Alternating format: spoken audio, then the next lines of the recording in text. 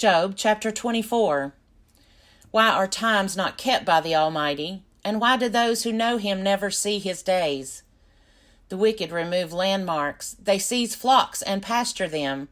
They drive away the donkey of the orphan. They take the widow's ox for a pledge. They thrust the needy off the road. The poor of the earth all hide themselves. Like wild asses in the desert, they go out to their toil, scavenging in the wasteland food for their young.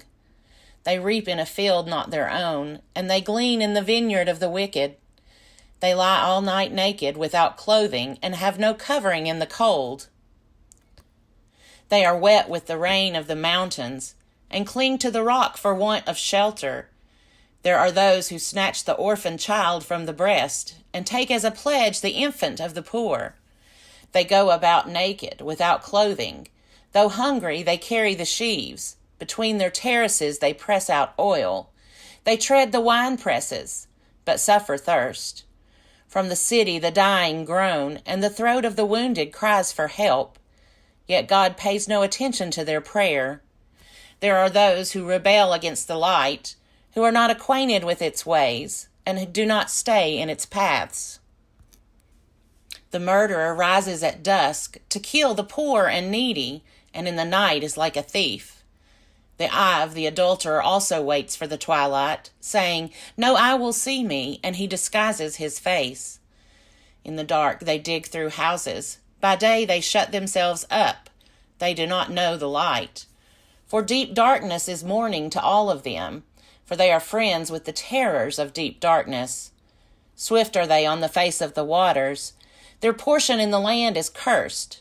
No treader turns toward their vineyards. Drought and heat snatch away the snow waters. So does Sheol those who have sinned. The womb forgets them. The worm finds them sweet. They are no longer remembered. So wickedness is broken like a tree. They harm the childless woman and do no good to the widow. Yet God prolongs the life of the mighty by his power. They rise up when they despair of life. He gives them security, and they are supported. His eyes are upon their ways. They are exalted a little while, and then are gone. They wither and fade like the mallow. They are cut off like the heads of grain. If it is not so, who will prove me a liar, and show that there is nothing in what I say? Job chapter 25. Then Bildad the Shuhite answered, "Dominion and fear are with God. He makes peace in his high heaven. Is there any number to his armies? Upon whom does his light not arise? How then can a mortal be righteous before God? How can one born of woman be pure? If even the moon is not bright, and the stars are not pure in his sight, how much less a mortal who is a maggot and a human being who is a worm?" Job chapter 26. Then Job answered, "How you have helped one who has no power, how you have assisted the arm that has no strength, how you have counseled one who has no wisdom and given much good advice.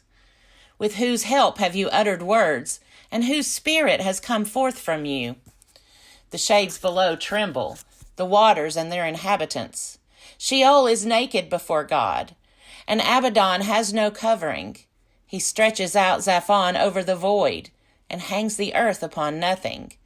He binds up the waters in his thick clouds, and the cloud is not torn open by them. He covers the face of the full moon, and spreads it over his cloud. He has described a circle on the face of the waters, at the boundary between light and darkness. The pillars of heaven tremble, and are astounded at his rebuke. By his power he stilled the sea. By his understanding he struck down Rahab. By his wind the heavens were made fair. His hand pierced the fleeing serpent. These are indeed but the outskirts of his ways. And how small a whisper do we hear of him?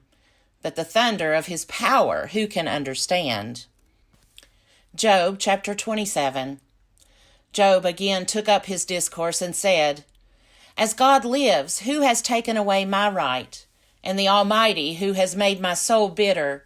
As long as my breath is in me, and the Spirit of God is in my nostrils, my lips will not speak falsehood, and my tongue will not utter deceit. Far be it from me to say that you are right. Until I die, I will not put away my integrity from me. I hold fast my righteousness, and will not let it go. My heart does not reproach me for any of my days. May my enemy be like the wicked, and may my opponent be like the unrighteous. For what is the hope of the godless when God cuts them off, when God takes away their lives? Will God hear the cry when trouble comes upon them?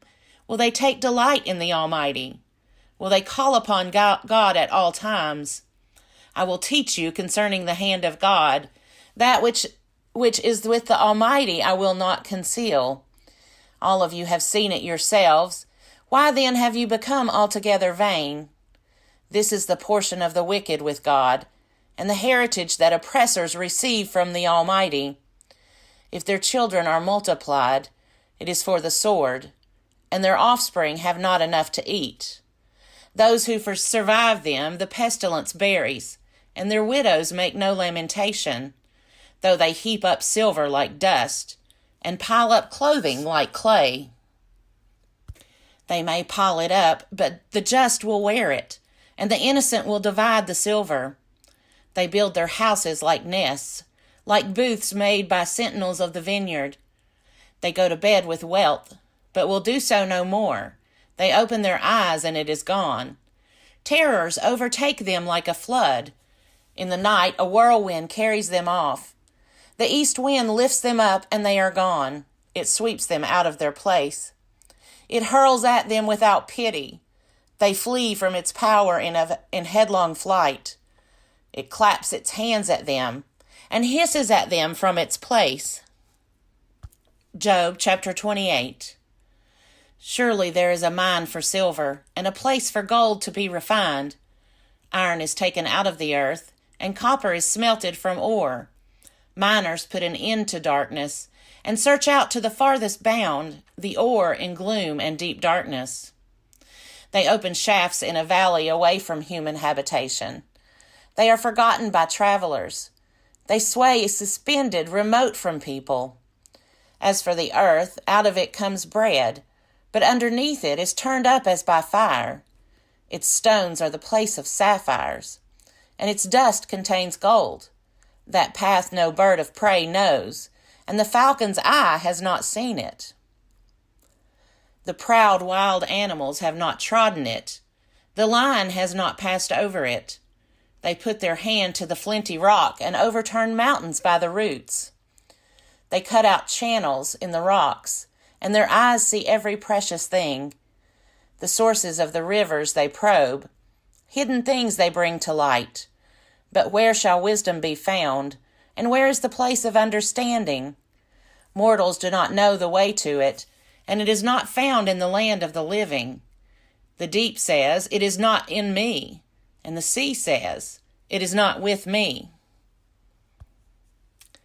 It cannot be gotten for gold, and silver cannot be weighed out as its price. It cannot be valued in the gold of Ophir, in precious onyx or sapphire. Gold and glass cannot equal it, nor can it be exchanged for jewels of fine gold. No mention shall be made of coral or of crystal. The price of wisdom is above pearls. The chrysolite of Ethiopia cannot compare with it, nor can it be valued in pure gold.